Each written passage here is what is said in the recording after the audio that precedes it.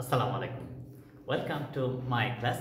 I am Abdul Salam and my dear viewers, you are learning English easily. Especially my rules and systems are too much easy for all kind of learners.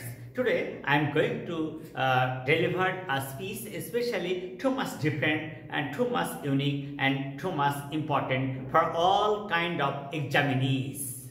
That is exam strategy exam এটা তো আমরা জানি যে এটা একটা পরীক্ষা strategy মানে কৌশল আসলে how to do well in the exam পরীক্ষায় কিভাবে ভালো করা যায় তাকে বলা হয় এক্সাম স্ট্র্যাটেজি অর্থাৎ আমি যখন কোশ্চেন হাতে পাবো কোশ্চেনটা কমপক্ষে 3 বার পড়া উচিত অনেক স্টুডেন্টস করে কি যে কোশ্চেন হাতে পেয়েছে ইজি লেগে গেছে আনসার লিখেছে কিন্তু আসলে সে ভালোভাবে ওই কথাগুলো বুঝতেই পারেনি কোশ্চেন হাতে পেলে সে যে সাবজেক্ট হোক না কেন ইংলিশ হোক ম্যাথমেটিক্স হোক সায়েন্স হোক আর লিটারেচার যে কোনো ফাংশানে হোক না কেন প্রথমে কোশ্চেনটা পাওয়ার পরে বারবার পড়তে হয় পড়ে try to understand what the Real and hidden meaning of that question. Then you have to write the answers to the point of the question. At first, you have to underline the main words of the whole questions. At first, you have to underline the whole questions important and major part which can help you to recollect the things that you have to write at the time of writing answers properly.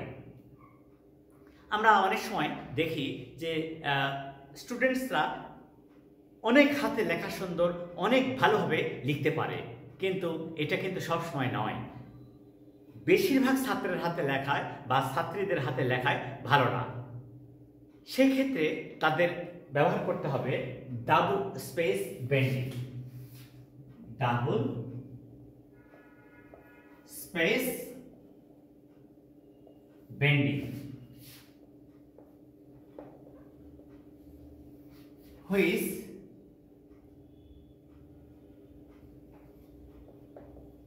will help the examiners to understand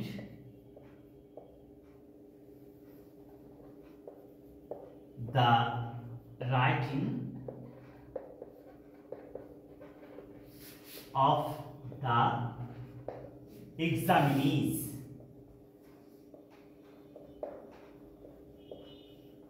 আচ্ছা আমরা এখানে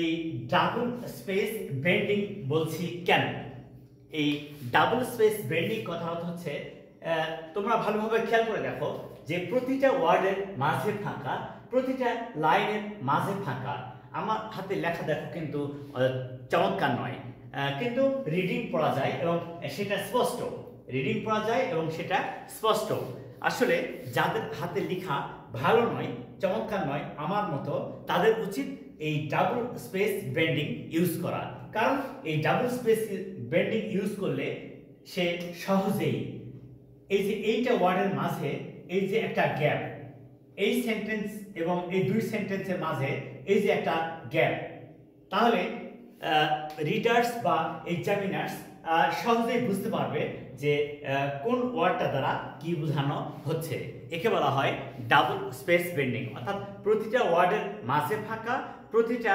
লাইনের মাঝে ফাঁকা সেই ক্ষেত্রে লেখা অনেক চমৎকার হোক আর যেমনই হোক the examiners can understand them and they will evaluate the writings and the answers properly. It is important for all kind of students. And next, the important thing is that you have to think about the marks. তোমাকে ভাবতে হবে যে এই প্রশ্নের marks 2 mark এই 2 মার্কের জন্য তোমাকে একটা প্যারা লেখার প্রয়োজন নেই ছোট্ট একটা বা দুইটা সেন্টেন্সে লিখলেই চলবে একটা বা দুইটা সেন্টেন্সে লিখলেই চলবে। অর্থাৎ তোমাকে কি প্রশ্ন করেছে সেই প্রশ্নের আইডিয়াসটা সঠিকভাবে এক্সপ্রেস করতে পারলেই এনাফ, এর জন্য এক্সপ্লেনেশনের প্রয়োজন নেই। তোমাকে বলা হয়েছে একটা সেন্টেন্স কমপ্লিটিং সেন্টেন্স পার্টস, এর জন্য একটা ক্লজ বা ফ্রেজ লিখলেই চলবে, এর জন্য ব্যাখ্যার প্রয়োজন নেই। তোমাকে বলা হয়েছে যে একটা প্যারাগ্রাফ লিখতে বলা হয়েছে, সে প্যারাগ্রাফটা কি হবে? প্যারাগ্রাফটা স্মার্ট একটা স্ট্যান্ডার্ড প্যারাগ্রাফ লিখতে 150 ওয়ার্ডস ইউজ করা প্রয়োজন। 150 ওয়ার্ডস ইউজ করা প্রয়োজন। কিন্তু যদি কোনো স্টুডেন্টস মোর ইনফরমেশান ক্রিয়েট করতে পারে, মোর ইনফরমেশান express করতে পারে, and the sentence structure is correct, tense is correct, and the sentence pattern correct, and the students have maintained the rhetorical device and cohesive device also, then he or she will be the smart student and deserve 100% marks. 100% marks. এই writing টেস্টের ক্ষেত্রে আমরা অনেক সময় ভুল করি কি, যে আমি যেটা পড়ে গেছি সেটা পরীক্ষায় পড়েনি, আমি কি লিখবো বুঝতে পারছি না। নো, ওই বিষয় সম্পর্কে তোমাকে সিম্পল সেন্টেন্স ইউজ করতে হবে। আর যারা কোহেসিভ ডিভাইস অর্থাৎ কানেক্টরস ব্যবহার করে সেন্টেন্স লিখতে পারো, তারা কিন্তু সুন্দর করে লিখতে পারলেই যথেষ্ট।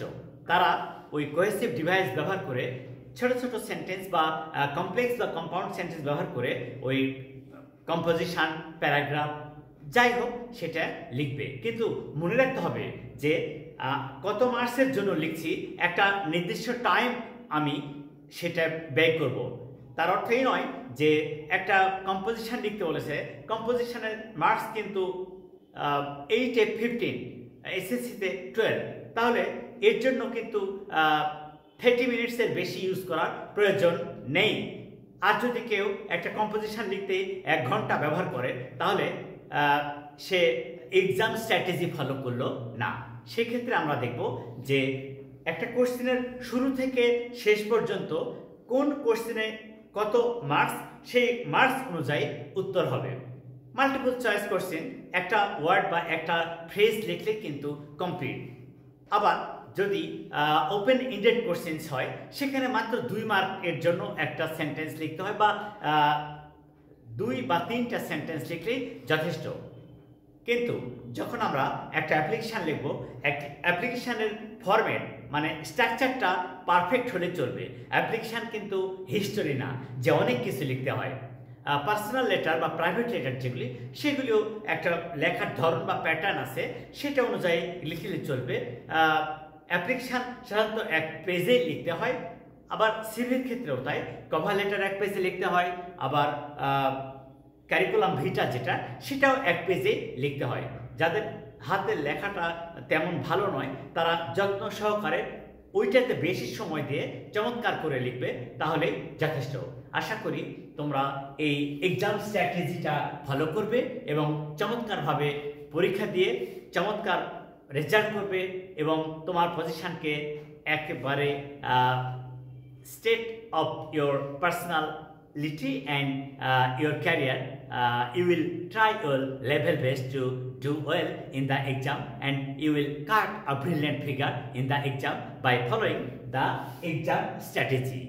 So my dear viewers, follow this video from the beginning to the end and try to apply all these things at the time of exam. Assalamu alaikum.